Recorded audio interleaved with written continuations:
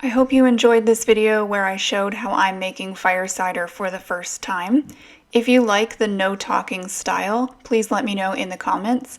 I think I get mixed reviews on that whenever I post a no talking style video. But this is not a tutorial, it's just meant to be something interesting to watch and learn from. I've never made fire cider before, I've never even consumed fire cider before, so this is a first for me, and I thought I would just film it in case this is something that you're curious about as well. In the description of this video, I will write down the components I used to make my fire cider, but please keep in mind, I'm very new to this.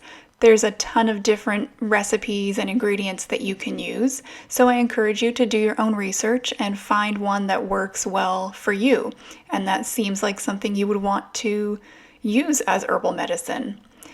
If you've made fire cider before, please let me know in the comments.